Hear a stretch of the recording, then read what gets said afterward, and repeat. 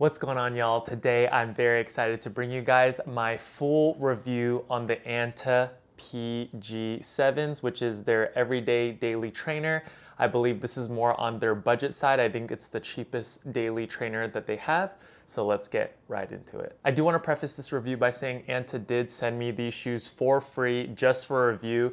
I don't have any affiliate links. I don't get anything if you guys buy the shoe, or I didn't have to tell them my thoughts before I review the shoe. So with that out the way, let's get right into the performance. So starting out with the outsole, as always, we have a pretty traditional looking running traction pattern. The actual pattern itself actually looks pretty unique, so that's pretty interesting.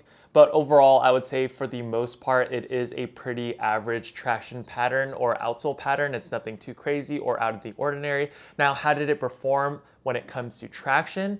It performed decent. So I would say it's around average to slightly above average. The rubber compound that they did use is a little bit on the softer side. It does feel very sticky to the touch.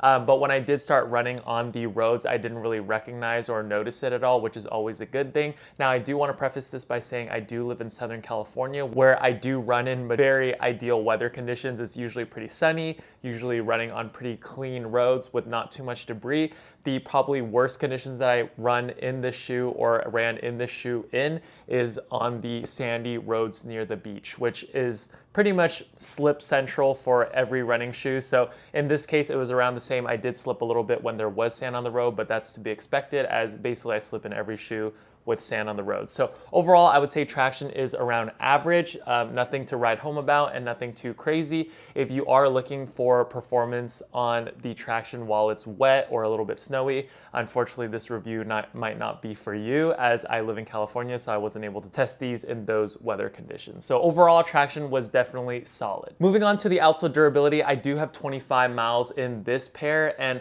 honestly, the outsole is looking pretty decent. It looks kind of how it did straight out the box. Obviously, it is a little bit dirtier than it was out the box, but overall, the black outsole is holding up decently well, and looks like it has a decent amount of thickness as well. So I do expect these to last a decent amount of time, maybe average to slightly above average, especially keeping that price point of $89 in mind. That's $50 to $60 than a lot of these other daily trainers on the markets from other running brands.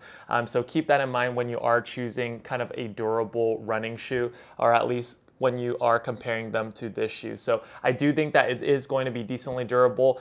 The outsole looks to be holding up very well after 25 miles, but obviously, you know, I would love to put more miles on the shoe before I really say anything definitive about the outsole durability. Now, moving on to my favorite part of every running shoe, and that's the cushion setup. I don't exactly know what midsole they have, what midsole compound they use, or what the midsole foam is called for ANTA's line. I don't think it really says anything too crazy online. I think it says like molecular something midsole, but regardless, I'm just gonna tell you guys how it feels.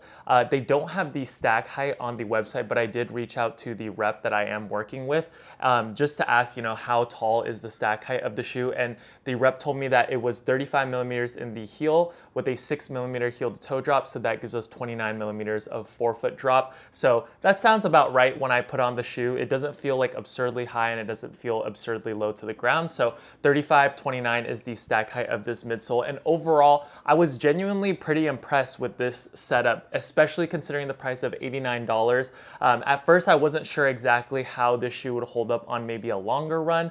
They do market this shoe as kind of a more casual running shoe. It's around a 5K, 10K, and maybe half marathon shoe, and mostly for walking and just daily errands and whatnot. But how I tested the shoe was I did a 10-mile longer run in the shoe, and then I did a little bit of easy runs, a little bit of faster paces in the shoe, just so that I could cover all the bases and kind of test the shoe how it was meant to be used. And overall, I would say that the midsole performed very well. Now, stepping into the shoe, it feels a little bit more on the heavy side when it comes to the cushion setup. The foam feels a little bit more dense and it feels kind of soft, especially when you're walking around, which is always a pleasant feeling. And when you start to pick up the pace or you start running in the shoe, the midsole actually firms up quite a bit. Now, in my experience, that sensation is a good thing just because it gives you a little bit more stability, as well as since it is softer when you are walking around and stuff, that in my mind kind of tells me that the impact protection is going to be there. And when I did my 10-mile long run, as well as I did all my other runs, my legs didn't feel like abnormally sore. My joints and everything felt good after the run. So that means that the impact protection was decent on this midsole. Especially, can we talk about the price again? $89. You're getting a decent amount of stack height, impact protection, and a decent midsole foam. I wouldn't say it's the bounciest foam on the market or the most comfortable foam. I think that would be kind of a stretch, but considering the price point of $89 and maybe considering more casual runners that aren't running as many mileage, or maybe they're training for a 5K or a 10K or maybe even a half marathon, I think that this midsole is kind of gonna give you all that you kind of need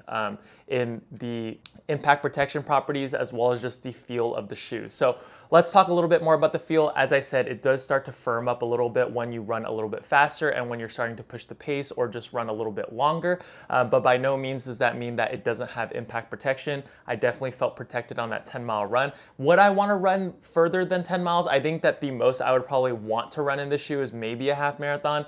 And that's if I'm not really pushing the pace, kind of more of an easy pace of a half marathon. So that's just me personally. I mean, obviously you can do whatever you want, but I feel like there was ample impact protection, especially for what this shoe was designed for. So overall, very impressed with the midsole. I thought it was very comfortable. Nothing like revolutionary or anything, but for the price point, I think that this midsole is very, very decent. If I were to compare this shoe to kind of a daily trainer that I personally really, really love, but not maybe at quite the level that that shoe is, I would say that this midsole reminds me of the Saucony Ride 18. And if you guys are familiar with my channel, as well as my preference in shoes, that is one of my favorite daily trainers that I currently own, probably maybe top 3, because that midsole is very springy and bouncy when you are running faster, and then when you're running a little bit slower, I would say the Ride 18 is still a little bit more firm when you're running a little bit slower than this shoe. This shoe is definitely a little softer when you're running slower or if you're walking in the shoe, but both setups feel pretty firm. That midsole is definitely a little bit more bouncy than this midsole, but it just kind of reminds me of the same feel because both of the midsoles feel a little bit on the heavier side and both shoes feel a little bit more bottom heavy, if that makes sense, but that's getting really into it. So yeah, if I were to compare this shoe to like a more expensive or daily trainer from a more popular running shoe brand, or at least in the States here, I would say that it reminds me a little bit of the Saucony Ride 18. I personally still think that the Saucony Ride 18's midsole is a lot better just because it feels a little bit more responsive. I also feel like it has a little bit more impact protection than the shoe, but that's also my personal preference. So overall, this midsole is very comfortable. It's not the best like top of the line or whatnot, but also you're not paying a top of the line price. So for $89, I think that they really did well with this midsole. Last but not least, let's talk about the upper and the fit on the PG7s. Now, as you can kind of see or kind of not see, since this is an all white colorway, they have a pretty traditional mesh with some synthetic overlay. So I wasn't really blown away by this upper, to be honest. I think that it was a very solid upper. It supported me where I needed to be supported. Not super breathable. I think that the breathable was maybe average, or yeah, I didn't really feel it or notice it too much, which I guess is a good thing. I didn't get any blisters in the shoe or whatnot. I do feel like this shoe ran maybe a touch long. And then also I do have a wider than average foot. And at first my pinky toe was maybe closer to the edge of the shoe than I'd personally like. And there was a little bit of, not digging, but I felt the shoe kind of flexing at the forefoot point. And after I broke the upper in, it definitely did go away. So I just want to keep that in mind, or I want you guys to keep that in mind. But overall, I would recommend going true to size, even though maybe it was a touch on the longer side. I definitely feel like for the width of my foot and whatnot, I would still recommend going true to size, and it was comfortable after I broke in the shoe. But overall, the setup on the upper is pretty basic. It's not gonna feel super premium or whatnot, but it definitely gets the job done. There is support where it's needed, and then there is enough ventilation where I didn't feel like my shoe was in a hot box. Heel support, as well as just the heel lockdown and the tongue in general, just did a really good job of locking my heel into the shoe, and I felt supported at all times. I do want to note I did do the runner's loop, but once I did the runner's loop, you're going to be good to go. The tongue is nothing special as well. It's a little bit cheaper feeling, and it's a little bit on the thin side, but honestly, like, I didn't notice the laces biting into my ankles or anything like that. So couldn't really complain. Just from a feel perspective, if you compare this maybe to other daily trainers, obviously that are a lot more expensive, it's not going to feel the most premium. As well as just the heel collar has actually a decent amount of cushion, but overall the support, heel lockdown, midfoot lockdown, and forefoot lockdown was really good in the shoe, and it basically checked all of my boxes as to essentials of what I look for in a daily trainer. So I felt supported, it fit true to size, maybe a touch on the longer side, and maybe just a touch on the narrow side. Maybe I just have Shrek feet and really wide feet, but overall very impressed with the upper as well as the fit. Kind of no complaints other than maybe I wish they used a little bit more premium materials, as well as maybe they can lighten the shoe up a little bit and make it a little bit more breathable. But then again, I do want to acknowledge that this shoe is $50 to $60 cheaper than a lot of the daily trainers out there. So overall, what are my thoughts on the ANTA PG7s? I think that this is going to be a very solid daily trainer for those of you who maybe don't care too much about brand loyalty. Maybe, like if you don't mind switching up the running shoe brands and trying a new brand out, as well as if you're more of a casual runner, or maybe just someone who's pretty active but doesn't run all the time. Maybe your mileage or your weekly mileage is under 15 to 20 miles per week, and then your long runs are, up to 10 miles, but you kind of casually run 2 to 3 times a week. This is going to be well worth your money, and I think it's going to be a better value than a lot of the other daily trainers out there. If I'm being 100% honest, if I compare this shoe to like the more popular daily trainers from the big brands, at least here in the US, I would say that the price discrepancy, like what you're paying extra for those shoes, maybe is not worth that extra money if you can get this shoe for $89.